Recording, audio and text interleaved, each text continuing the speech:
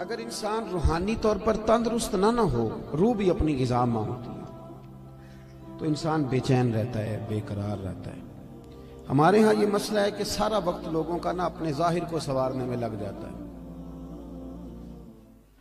اور بڑا وقت لگاتے ہیں لوگ، لیکن باطن اپنی جگہ پہ پریشان ہوتا ہے۔ بڑے بڑے جبے کبے اور بڑے بڑے قیمتی لباس کے پیچھے جو روح ہوتی ہے وہ پریشان ہوتی ہے۔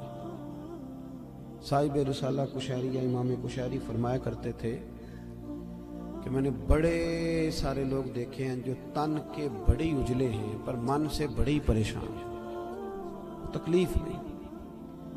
نبی کریم صلی اللہ تعالی علیہ وسلم نے ہمیں جو دین عطا فرمایا نا، یہ روحانی دین ہے،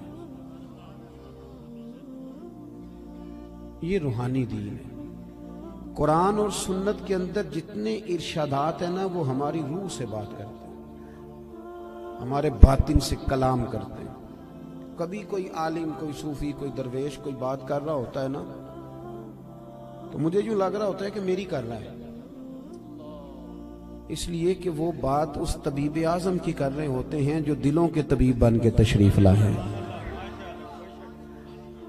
یاد رکھیں اس بات۔ قرآن مجید نے یہ فرمایا ہے کہ ہم نے تمہیں نبی پاک صلی اللہ علیہ وسلم دیے ہیں، یہ رسول تمہیں دیے ہیں، تم پر ہماری آیتیں پڑھیں گے اور تمہیں پاک کر دیں گے۔ یتلو علیکم آیاتنا ویزکیکم، تم پر ہماری آیتیں تلاوت کریں گے اور تمہیں پاک کر۔ روحانی زندگی جو ہے نا، روحانی زندگی، اپنی روحانی زندگی، آپ کو پتہ ہے جس آدمی کو ڈاکٹر کہہ دینا تو بیمار ہے، دوائی پابندی سے کھائے گا تو ٹھیک ہوگا، اس نے 2 تھیلیاں دوائی کی بنائی ہوتی ہیں، ایک گھر میں پڑی ہوتی ہے اور ایک اس نے گاڑی میں رکھی ہوتی ہے کہ دوائی میں نے کھانی ہے، نہ کھائی تو میں بیمار ہو جاؤں گا۔ ہم پتہ کیا کرتے ہیں، جسم کو خوراک دیتے رہتے ہیں، روح ہماری پیاسی رہتی ہے۔ روح کی پیاس کیسے بجھتی ہے؟ قرآن پاک پڑھنے سے، ذکر کرنے سے۔ ادھر دیکھیں میری طرف، روح کی پیاس بجھتی ہے نبی کریم علیہ السلام کی نعت کو سن کر دل میں اتارنے سے۔ وہ والا جھوم نہیں جو نعت خواں کہتا ہے جھومو، تو ہم نے بھی تھوڑا تھوڑا جھوم لیا، پتہ کوئی نہیں وہ کیا کہہ رہا ہے، اور میرا کئی دفعہ نعت خواں سے بھی پوچھنے کو دل کرتا ہے کہ ویسے تجھے پتہ ہے تو کیا کہہ رہا ہے؟ اسے بھی نہیں پتہ ہوتا، الا ماشاءاللہ وہ بھی کہتا جا رہا ہے، اور جھومنے والے بھی۔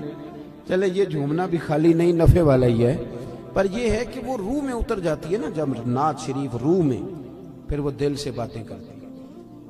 یہ صوفیاء کو سرکار کی زیارت ہوتی تھی بڑی زیادہ، تو آج کل بہت سارے لوگ اس پر بھی اعتراض کرتے ہیں، وہ کہتے ہیں جی اتنی زیارت کیسے ہوتی تھی؟ تو میں کہتا ہوں یار بڑی سادی سی بات ہے، جو آدمی گاڑی چلاتا ہے رات کو خواب میں بھی گاڑی چلاتا ہے، یہ بات آپ کی عقل میں آتی ہے کہ نہیں آتی؟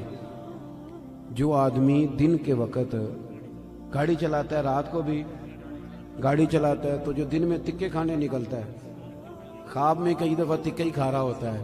اب میری بات کو سمجھ لیں، پکی سچی بات ہے، جو سارا دن محبوب کو پڑھتے ہیں، محبوب کو سنتے ہیں، محبوب کو بیان کرتے ہیں، وہ رات کو بھی محبوب کی گلیوں میں ہی رہتے ہیں۔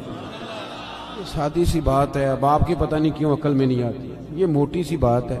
چرخہ جو بی بی دن کو چلاتی تھی، اگر اسے چرخہ نظر آ سکتا ہے تو امام سیوطی سارا دن حضور کی حدیثیں لکھتے تھے تو رات کو سرکار کی زیارت بھی کر لیتے تھے۔ ہماری جب روحانی زندگی مضبوط ہوتی ہے نا، تو پھر ایک کام اور ہوتا ہے۔ قرآن مجید نے کہا کہ وَالْآخِرَةُ خَيْرٌ وَأَبْقَىٰ، آخرت تمہارے لیے بہتر بھی ہے اور باقی رہنے والی بھی۔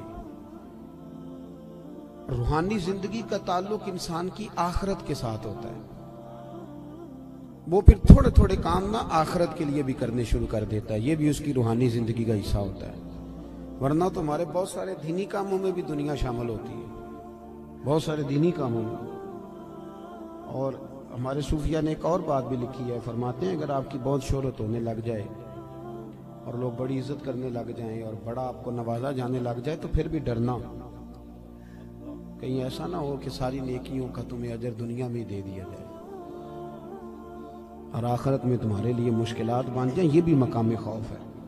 یہاں بھی ڈرو، ایسا نہ ہو کہ سارا اجر یہیں تمہیں دے دیا جائے۔ میرے بھائی غور کریں، روحانی زندگی آپ آپ نے نا آپ کا ایک بینک اکاؤنٹ ہوتا ہے، آپ کو پتا ہوتا ہے کہ اب میرے پاس کتنے پیسے ہیں، یعنی جس کی جیب میں جو کچھ ہوتا ہے نا اس نے پورا گنا ہوا ہوتا ہے۔